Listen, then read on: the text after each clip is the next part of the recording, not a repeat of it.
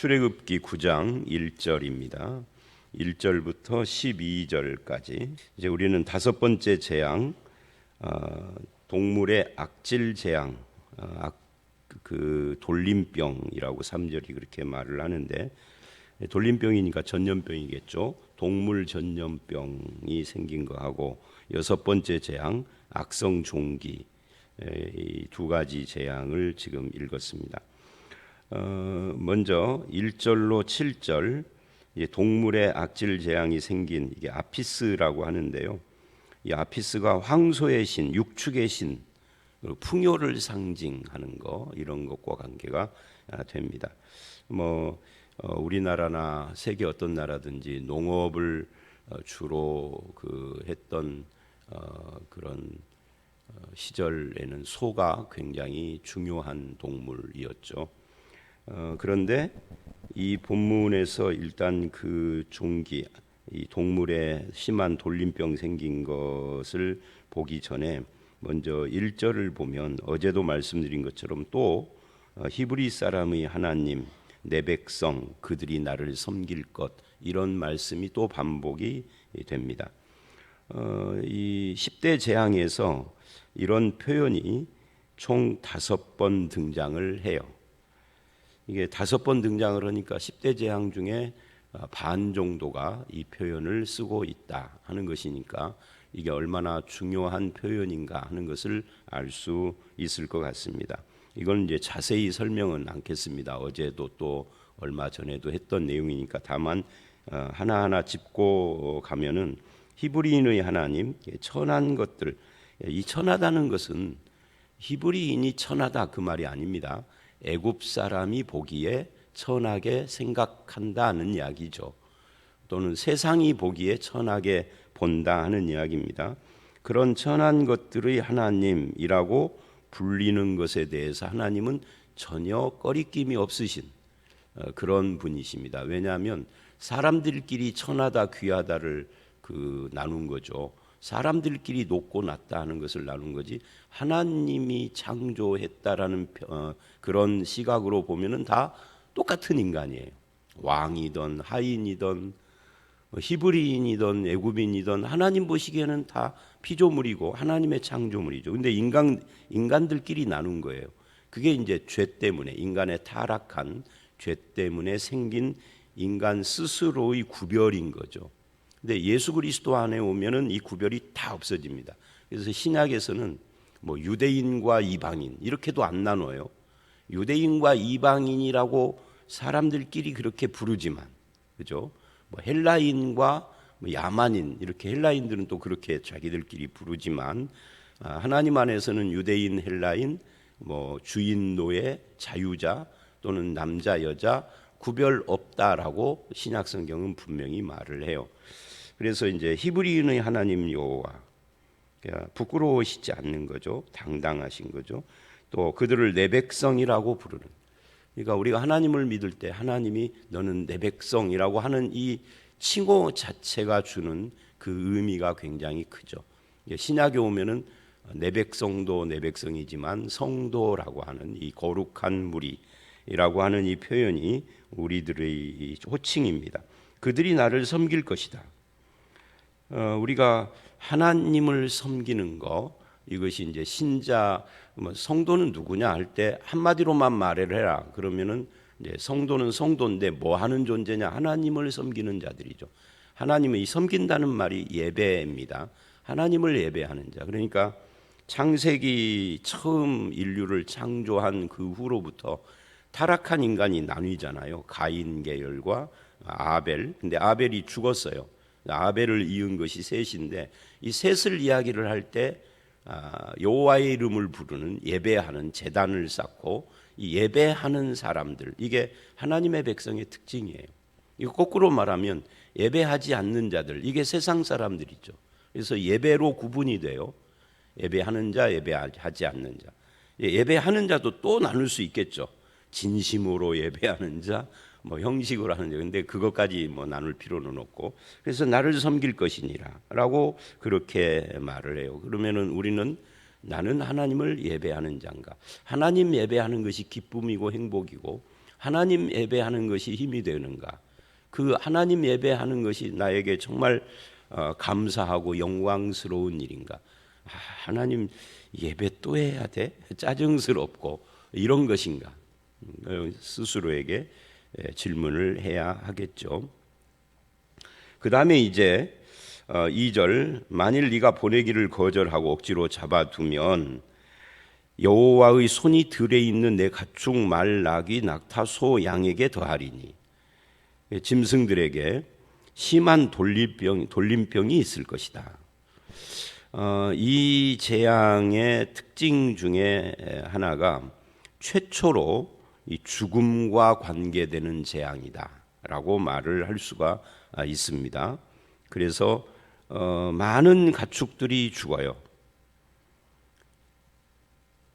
그만큼 이제 이 재앙의 마지막 결론이 7절에 그러나 바로의 마음이 완강하여 백성을 보내지 아니하니라라고 말을 합니다. 가축들이 죽는 이 최초의 죽음과 관계되는 건데 그것은 그만큼 바로의 마음이 완악하다, 고집스럽다 하는 겁니다. 이 죽음을 보지 않으면 흔들리지 않을 정도로. 근데 여기서는 살짝 흔들렸어요. 어떻게? 7절을 보니까 이스라엘의 가축은 어떻게 됐는가 하고 사람을 보내서 확인을 해요. 봤더니 정말 하나도 안 죽었어요. 약간 흔들렸다는 이야기인데 그래도 그 고집을 꺾을 수는 없습니다. 이 정도로 인간이, 이 죄인인 인간의 고집스러움이 대단하다 하는 것을 지금 보여주죠. 이 다섯째 재앙과 여섯째 재앙의 초점이 바로 이 완악함, 인간의 마음이 얼마나 고집스럽고 악한지 죽음 앞에서도, 그래서 이제 가축의 죽음을 가지고는 이게 이 고집스러운 마음이 깨지지를 않는 거예요. 그래서 마지막 재앙, 그러니까 다섯 번째 재앙이 가운데잖아요.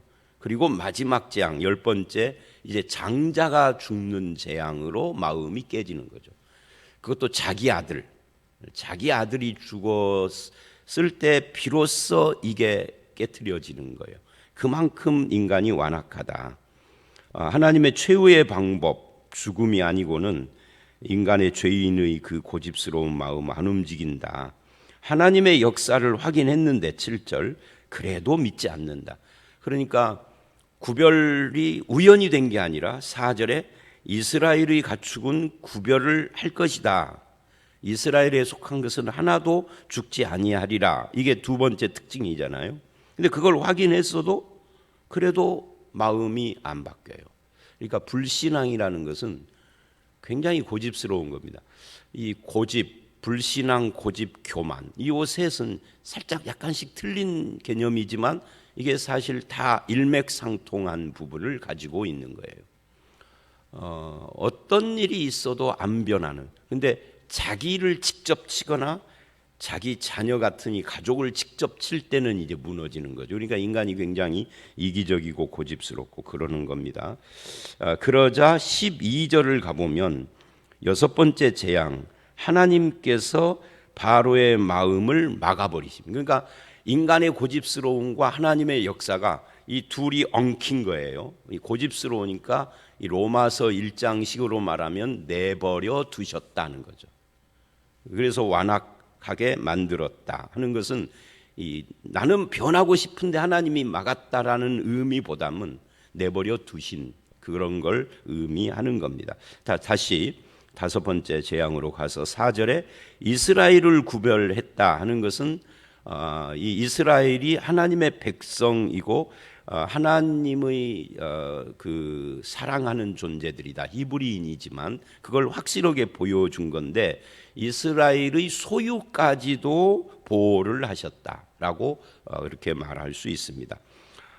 우리가 그 구별 문제를 이야기를 할 때 셋 이렇게 나눠진다고 그랬잖아요. 네 번째 재앙인 어제 말씀과 오늘 다섯 번째, 그러니까 이 셋으로 묶여져서 두 번째 그룹부터 이제 구별이 시작된 거예요. 그런데 이것을 바로가 확인하고도 바꿔지지 않은 이야기 아까 했습니다마는 이 인간의 얼마나 불신앙의 고집을 안 바뀌는가, 이 인간의 고집스러움과 교만과 불신앙이 얼마나 지독한가 하면은요, 하나님의 역사가 눈에 보여도 안 바뀌는 거예요. 그래서 제가 자주 이 말을 하잖아요. 기적을 체험한다고 믿는 건 아니에요. 기적을 체험하는 것이 약간의 균열을 일으킬 수는 있겠죠. 그러나 그것이 믿음의 원인이 되지를 않아요. 어떤 뭐라 그럴까요? 마음에 살짝 어떤 흔들림 같은 것이 있을 수는 있으나 이 성경을 보면은 체험을 하고도 안 믿는 사람들이 더 많아. 오병이어 때도 그렇고 10명의 나환자 중에 9명이 하나님을 믿지 않고 1명만 돌아온 걸 보면은 말하자면 90%가 안 믿는 거예요. 기적을 체험해도, 자기 스스로가 봐도, 내가 스스로 체험을 해도 10%만 믿은 거죠. 이 10명의 나환자 사건을 놓고 보면 그 외에도 예수님은 수많은 기적을 행했습니다. 갈릴리 지역에서. 그런데 믿지 않아요. 그러니까 탄식을 하잖아요. 내가 이 하나님의 기적이 이 하나님의 백성들이 살고 있는 이 유대 땅에서 이렇게 많이 했는데도 저들이 안 돌아서니까 이방인들에게 했더라면 저들은 벌써 회개했을 것이다라고 탄식을 하는 것이 이제 예수님의 탄식인데, 자, 다시 돌아와서, 그래서 구별된 것을 확인하고도 확실한 충분한 증거가 있어도 인간의 마음은 쉽게 안 변한다. 이 불신앙의 고집이 이게 상상 이상이다 하는 것을 보여주는 겁니다. 그러니까 거꾸로 말하면 믿음이라는 것은 반드시 눈에 보이고 귀에 들리고 손에 잡히는 어떤 증거가 있어서 믿는 건 아니다. 사실 그럼 믿음은 누가 믿느냐 할 때, 그래서 신약 성경 위로부터 난 자다 이렇게 말을 해요. 즉 하나님의 역사다. 믿음은 인간이 지혜로워서도 되는 것도 아니고 뭘 체험해서 되는 것도 아니고, 그것이 약간의 어떤 동기를 주기는 하겠지만 결국은 하나님으로부터 주어지는 은혜의 선물이고 위로부터 태어나는 것이고, 이렇게 설명을 하는 겁니다. 성령의 역사다 그런 말이죠. 그 다음에 6번째 재앙 8절서부터 12절, 이제 악성 종기입니다. 이게 이제 육체의 신 타이폰을 말하고 질병을 관장하는 여신 세크메트, 뭐 이제 온갖 신들이 여기 다 들어와 있는 겁니다. 역병의 신 누, 치료의 여신 이시스. 그러니까 이 애굽의 이런 상황을 보면은요, 인간은 고대 세계에 보면 온갖 것을 다 신으로 섬겼어요. 별의별 것을 다 신으로 섬겼어요. 그런데 이제 이 6번째 재앙은 예고 없이 치십니다. 그러니까 바로가 완악하니까 예고 없이 그냥 치신 거예요. 앞에 재앙에 반응이 없으니까 그 다음 재앙은, 앞에서도 그런 일이 있었잖아요. 예고 없이 하시는 경우, 이게 완악함에 대한 징계다라고 말할 수 있습니다. 그리고 이 악성 종기가 사람과 짐승에게 생겼다라고 9절 10절은 말을 해요. 5번째 재앙에서는 동물에만 악질이 생겼는데 6번째는 사람까지. 그래서 이 재앙 10대 재앙이 가면 갈수록 점점 더 깊어지고 있죠. 그리고 여기서 이제 최대의 특징 중에 하나가 11절을 보면 심지어 요술사들도 악성 종기가 생겨서 모세 앞에 설 수가 없습니다. 바로가 찾았겠죠. 요술사들 와서 너네들도 한번 해봐 하고. 근데 의미가 없어요. 사실은 생긴 문제를 해결하지 않고 똑같이 하는 것은 더 괴롭게만 하는 거지, 해결을 못하는 것은 의미 없어요. 그래도 바로가 찾았을 거예요. 그런데 못 나오는 거예요. 왜 못 나오느냐? 한두 놈도 아니고 많을 텐데 다 악성 종기가 생겼습니다. 그래요. 이 악성 종기가 뭘까? 성경은 악성 종기 이랬지만 이게 뭘까? 글쎄요. 피부암 같은 걸까? 악성 종기가 생긴 겁니다. 그래서 이제 애굽 요술사들도 나가 떨어졌습니다. 그리고 애굽의 모든 사람들에게 이 악성 종기가 생겼다 그래요. 근데 12절 여기서는 하나님께서 바로의 마음을 완악하게 하십니다. 여기서 이제 우리는 완악한 악한 바로를 내버려 두심으로 완악하게 하셨다. 이렇게 아까 설명을 했는데 여기서 이제 한 가지 더 추가적으로 말을 한다면 그래서 결국 인간의 마음의 주인도 내 자신이 아닐 수 있어요.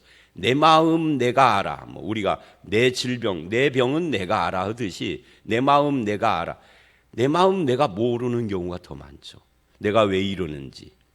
반응해놓고 보니까 내가 왜 그랬지 이런 때가 굉장히 많습니다. 마음의 주인이 내가 아닐 수 있습니다. 그 마음의 주인이 누구냐? 내 마음을 운전하는 분이 세상일 수도 있고 그것이 사탄일 수도 있고 하나님일 수도 있고 그래서 우리의 마음의 주인을 누구 삼느냐 하는 것이 중요해요. 그러나 일단 하나님은 내가 하나님을 내 마음의 주인으로 안 삼더라도 우리의 마음을 다 아세요. 생각까지도 다 아시고 말을 하기 전에 어제 어떤 분 그런 이야기를 이제 저에게 질문을 성경 공부 때 했는데 기도 이야기를 했습니다. 근데 성경을 보면 우리가 기도를 해야 하나님이 어쩌고 움직이고 이러는 건 아니에요. 다니엘서를 보면 다니엘이 기도를 했는데 하나님이 응답했습니다. 천사가 왔습니다. 이렇게 말을 합니다. 네가 기도할 즈음에 하나님께서 이미 응답을 하셨어요. 그런데 오다가 뭐 어쩌고 이렇게 이야기를 하는데 말하자면 기도를 끝까지 안 해도 기도의 그 말을 시작을 했는데 하나님은 다 알고 응답을 하신 거예요. 심지어 내가 기도를 안 했어도 다 아시는 거죠. 그래서 어떤 경우에는 우리가 기도할 수 없을 때 하나님께서 그것을 성령님께서 대신하시기도 하고 또는 도와주시기도 하고 그래서 기도가 하나님을 움직인다 이렇게 생각하시면 안 돼요. 나를 움직이시는 분이 하나님이지 내 기도가 하나님을 움직이는 건 아니에요. 제가 어제도 그렇게 이제 어떤 그 질문자에게 대답을 했는데 저거 잘 아는 동기 목사님이 어제 그 페이스북에다가 글을 하나를 올렸는데 짧은 글인데 그 글의 내용이 이런 겁니다. 요약을 하면 내가 기도해서 하나님을 움직이면 하나님이 자신이 창조하시고 통치하신 세상을 움직인다. 그러니까 순서가 내가 기도하면 하나님을 움직이고 하나님이 움직이면 세상이 움직이고 그래서 결국 내 기도가 세상을 움직인다. 이런 글을 짤막하게 썼더라고요. 근데 저는 좋아요를 누를 수가 없었어요. 동의 못하니까. 그런데 이제 보니까 많은 사람들이 아멘 뭐 감사합니다 아멘 아멘 하고 계속 댓글을 그렇게 달았는데 여러분 내가 하나님을 움직인다 그러면 누가 하나님이에요? 내가 하나님이죠. 신을 움직일 정도면 엄청난 신인 거죠. 그런 생각들을 많이 해요. 그러면 하나님은 그냥 우리 옛날 우리가 자주 썼던 말로 내 뽀이죠, 뽀이. 그죠? 내 종이단 말이죠. 능력 있는 종이죠. 그건 곤란한 이야기입니다. 기도란 뭐냐? 신을 움직이기 위한 수단이 아니에요. 지금 이제 마음이 완악해진 이것에 대한 이야기, 하나님께서 바로의 마음까지 컨트롤하는 이걸 가지고 지금 말하는 겁니다. 나와 내 마음의 주인이 하나님이신데 그래서 이제 이런 완악하게 했다는 것이 아까도 잠깐 말한 것처럼 선한 마음을 바로가 품고 있는데 그것을 악하게 만들었다 하는 것이 아니라 그 마음을 그대로 두는 것 그것이 이 완악함이죠. 원래 완악한데 내버려 두었다. 이게 하나님의 주권이면서 동시에 인간의 악함이라는 뜻이에요. 그래서 이제 이렇게 함으로써 10대 재앙이 쭉 이어져 가는데 왜 10번이나 재앙을 주시느냐? 어제도 말씀드렸죠. 한 방으로 되는데 왜 10번이냐? 이스라엘을 철저히 하나님께로 돌이키기 위한 방법이에요. 이게 오랫동안 애굽에서 노예 생활을 했는데 그 노예로 찌들어 있는 그 가치관, 생각, 습관 이런 것들이 그 문화의 뿌리인 이 종교, 신, 수없는 신들, 별의별 신들이 다 있잖아요. 그런데 이 신들이 다 허무한 것이고 헛된 것이고 가짜다 하는 것을 보여줌으로써 완전히 애굽과 이스라엘을 분리시키기 위한 그 생각서부터 그러기 위한 하나님의 역사다라고 말할 수 있는 거죠. 그런데 거기에 바로가 고집스럽게 하나님을 반항하는 것이 한 몫을 지금 하고 있는 겁니다. 자, 이제 말씀 여기까지인데요. 오늘 말씀을 보면 히브리인의 하나님 내 백성이다. 나를 섬기는 이 하나님의 백성의 예배가 얼마나 중요한 문제인가 하는 이야기. 그 다음에 인간이 얼마나 완악하면은 이 최초의 죽음 문제가 등장을 하는데 이 죽음이 나의 죽음이나 내 피부치의 죽음이 아니니까 안 움직여요. 그 완악한 교만, 불신앙의 교만, 이거 다시 한번 확인했고요. 이스라엘에 속한 것은 구별을 하는데 그 구별을 하나님의 기적이죠. 구별을 확인해도 이 완악한 마음은 안 바뀌었다 하는 것을 우리가 확인을 했고 또 수없는 이 신들을 이야기를 하면서 악성 종기가 생겼는데 심지어 요술사들까지도 악성 종기가 생겨서 이제 바로가 의지할 것이 하나도 없는데 그래도 완악하다. 그래서 이 다섯 번째, 여섯 번째 이 재앙은 바로가 완악하다. 이 완악 이것이 두드러진 어떤 특징이에요. 그리고 히브리인의 하나님 예배 이 두 가지. 저와 여러분은 완악한 마음을 부드럽게 하여서 우리의 마음밭을 갈아엎고 하나님을 내 아버지로 예수 그리스도를 나의 구주로 받아들인 사람들입니다. 예배하는 자로 하나님을 아버지로 삼고 예배하는 자로 우리의 남은 인생을 살아가는 저와 여러분들이 다 되시기를 주의 이름으로 축원합니다. 함께 기도하겠습니다. 하나님 아버지, 하나님은 끝까지 히브리인의 하나님이라고 말씀하시고 내 백성을 보내라 그들이 나를 섬길 것이라고 하십니다. 하나님의 백성은 예배하는 자들입니다. 우리가 예배에서 기쁨과 행복이 있고 예배 드릴 때 안식을 누리게 하시고 아버지 하나님 예배할 때 삶을 살아가는 힘을 얻습니다.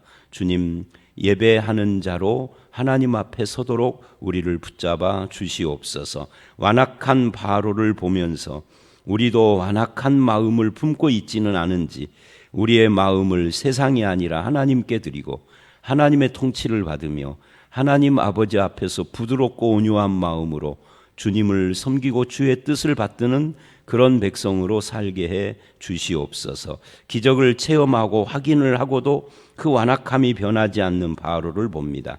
아버지 하나님, 우리의 마음의 주인이 되시는 하나님께서 원하시는 삶을 살아가게 하여 주시옵소서. 오늘 이 하루도 히브리인의 하나님이 나의 하나님이 되시고 예배하는 자를 기뻐하시며 완악한 마음이 아닌 부드럽고 온유하여 겸손하여 순종하는 마음을 원하시는 하나님 앞에 그런 마음으로 영광 돌리며 살기를 간절히 소원하오며 예수님 이름으로 기도드려 싸움나이다. 아멘.